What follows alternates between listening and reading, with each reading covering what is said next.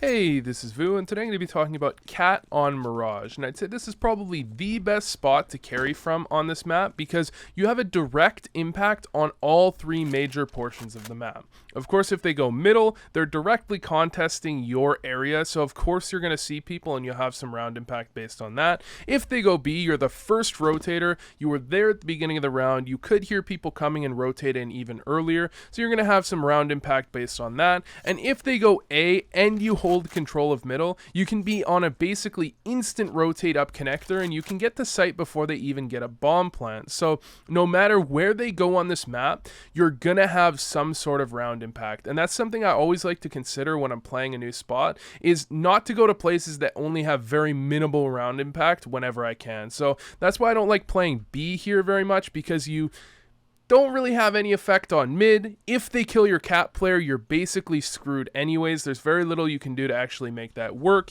And if they go A, you just kind of end up retaking in a pretty weak scenario. So that's why I like to play it kind of towards middle on this map. Now, for this spot, I would actually recommend a hybrid player, someone that can use both the AWP and the rifle, because there are plenty of areas here where you can post on the right side of box, or you can post up when they throw the top mid smoke here and try and get a frag. You can find plenty of ways to get entry frags with an AWP, and you can also do it with a rifle. So I like the fact that as a hybrid, I can kind of switch it up, and I can keep them off guard and guessing and worried about a lot of things, even when they're not happening. Now, the main thing you're going to see on this map at this point is this top middle smoke.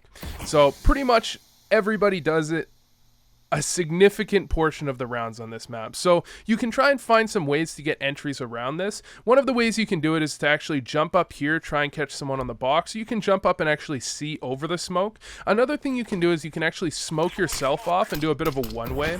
Now, this isn't going to be the greatest thing ever at higher levels, because people have seen this before. They're going to spam you through it. They're going to do a lot of things. But especially at lower levels, I feel like this type of one-way will be very effective. You can grab a kill, you can instantly jump out, and you can get to safety and just have a 5-on-4. And that's generally what I want to try and do on Cat. I want to try and find a frag, make it a 5-on-4, and play safe. Because one of the things you really don't want to have happen is you end up dying on Cat, and then your B player is isolated. And like I said before, an isolated B player, if he's getting hit by a split, has very little that he can do.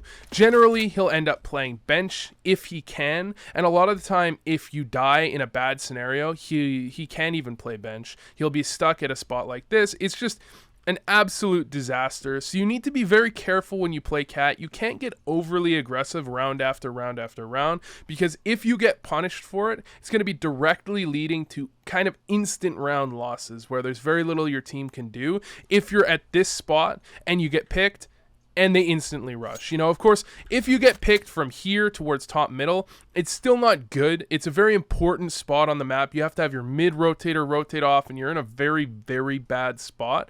However, the worst thing you can do is kind of die right here at the very beginning of the round on an instant split, and then the round's completely lost. So that's one of the main things that I see Cat players do wrong, is they get a little bit too aggressive. They die a few times, and that can really throw off the entirety of your map. So one of the things I would recommend is to actually play in ladder quite a few times. Now, of course, this is exploitable. As you get to higher and higher levels, people will molly you out, and they'll play kind of a little bit more coordinated. However, especially in pugs, teams don't really deal with this very well. You can go into Cat, you can get a free kill on people here, especially with an AWP. You can play around in this spot, and you can even break out this vent and drop down onto here to get some kind of surprise kills as well, because if they come underpass, they might be staring at that, but you'll get a free kill anyways.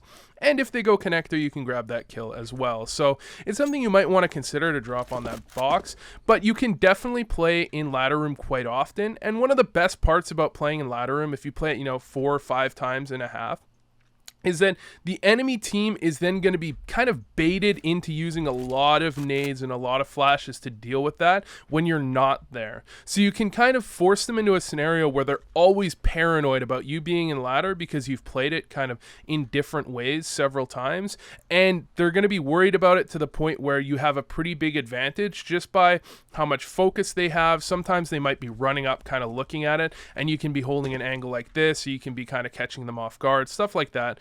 that ladder allows you, because it's such an aggressive, such a weird spot to be playing, and it's so hard to effectively clear out no matter how many nades you use. So generally I would suggest playing ladder quite a bit. Now, as for the beginning of the round, I would say the first thing you want to do, of course, throw this smoke into B. This is pretty standard, so you want to be throwing that smoke into B every round so your teammate has plenty of time. And the one thing I see a lot of people do that I would also recommend not doing is don't just run straight to cat. I see a lot of people do this, and you can hear it when you're in B apps, and that's actually a pretty big tell. If the enemy team is playing a cat player who runs cat every round, you can just delay rush B, and this guy's going to be caught in not the greatest position. Of course, this isn't the end of the world. You can quickly rotate in if you want. However, optimally, when they're hitting up through this area here, you want to already be at the pillar. Maybe you've already thrown a Molotov or a nade to try and support your teammate. Otherwise, there's every chance that your teammate gets caught and dies, and then you get kind of stuck at pillar, because pillar can be a great spot if you're playing with some teammates. However, it's pretty easy to isolate, at least a little bit, and you can kind of get trapped here if things go wrong. So you want to be like staying here in B for a second and then walking towards cat as much as possible so you don't get caught in this scenario where they could just be delaying and catching you off guard. They could even be calling to their teammates that he's coming top mid if you're running all the way here and they're posted on you. Some bad things can happen if you rush cat a little bit too much, so you probably want to delay that a little bit. And you can also try and do some smart things, like you can, a couple rounds a half, you can actually jump out window to push up mid in a coordinated fashion, or you can actually play B apps once or twice to catch them off guard in B apps. Instead of smoking it, maybe you come here with an op and peek this. Of course, it's a little bit over aggressive, but sometimes you can get a pick here safely if you do it correctly. And one of the main things you want to actually be doing to hold on to mid that people don't really talk about, nobody really recognizes at these lower levels, is this flash over mid. You know, if you play ladder, and one of the best reasons I mentioned earlier about playing ladder is you have a player play here, and we'll just use a nade as an example here. He can toss a flash right over mid just like that, or maybe not just like that. He can toss a flash over mid though, and you can get a free kill, because there's a tendency for players to be kind of in the middle of the open in mid here. They might be posted on window from back here. They might be kind of over here. They might be out peeking like this. There's plenty of angles where players can kind of get baited into being in the middle of the open, and a quick pop flash over mid, turn around, peek out. You can get a lot of kills off of that. And so you can really exploit that against pugs especially, because you don't really need any support. You know, if you play in an actual game, a scrim or a match, you want to have support from your connector player. Maybe you both double peek when that flash comes over, because there's a good chance someone was playing anti-flash. But in pugs, you can find this entry pretty consistently because teammates aren't supporting each other. Nobody's playing anti-flash. Nobody's really helping each other out. So you can really catch them off guard with a lot of these cat aggressions. And even though it's pretty damn bad to actually die on cat early, you still can get a ton of kills and have a very positive impact on the round by playing this effectively. So anyways, thanks for watching, and I hope this helped.